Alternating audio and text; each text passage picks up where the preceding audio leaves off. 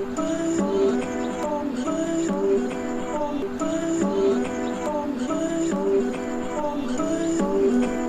trying to make it all make sense. The More You No Podcast. Today I want to discuss an exercise in Maria Nemeth's book, The Energy of Money. And this exercise is called your money autobiography. In order to do this exercise, you should take out a pencil and paper, because there's value in writing it down rather than just thinking about it, and dedicate 40 minutes or so. And this 40 minutes can be broken down into 4 10-minute sessions also if you'd like. This exercise is important because in order to live a life of significance, you must understand your relationship with money. So I'm now going to go over the 20 questions that you should answer as in-depth as well as honest as possible. The first question is, what were your family's financial circumstances when you were born? The second question is, when did you first learn about money? Was it from your father or your mother? How old were you? And what were the circumstances?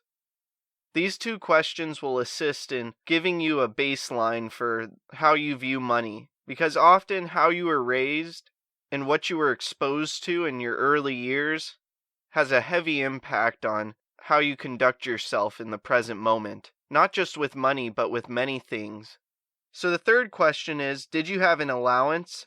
Did you have to work for it, or was it given to you even if you didn't do chores to earn it? The fourth question is, when was the first time you bought something with money you had saved? Where were you? What did you buy? Was it money you earned or money someone gave you?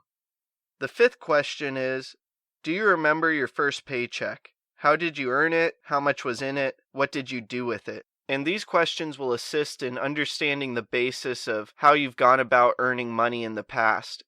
So the sixth question is, do you remember ever losing money? When was the earliest time? What happened? And how did you handle it? The seventh question is, did you dream of one day having a particular job or career? And was the amount of money you could earn a factor in this dream?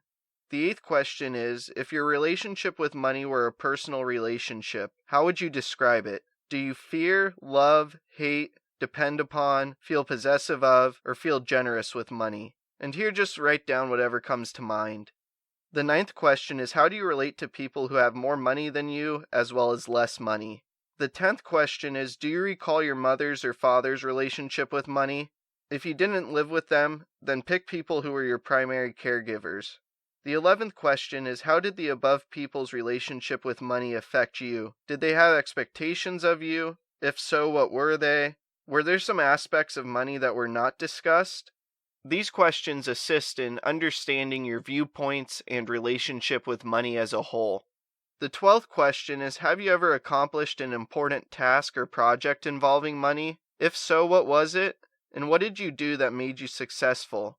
The 13th question is, was there a time when you tried but did not accomplish a task or project regarding money? If so, what was it? And what did you do that made you unsuccessful? The 14th question is, have you ever given or received gifts of money? If so, how much? For what reasons? And how did you feel about this? The 15th question is, if you were to characterize your own brand of money craziness, how would you describe it? These questions will really give you insights into how you're dealing with money currently. The 17th question is, regarding money, for what do you want to be known? If people were to talk about you and your relationship with money, what would you want them to say about you? The 18th question is, are you afraid that money is not spiritual enough for you, or that your spiritual path isn't compatible with financial success? 19th is, what do you spend money on? And 20th is, what do you not spend money on? Taking the time to do this exercise will give you a better understanding of your relationship with money than 9 out of 10 people, which will assist in crafting a life of significance. I hope this talk makes a positive impact in your life.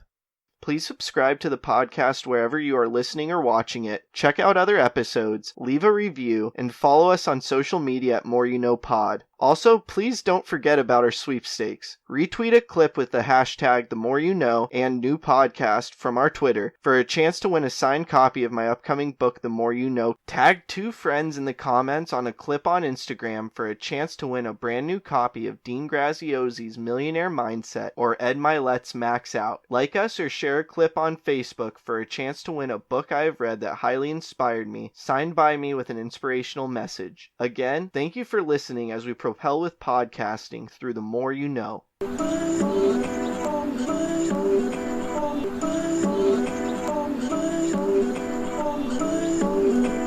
just trying to make it all make sense. The More You No Podcast.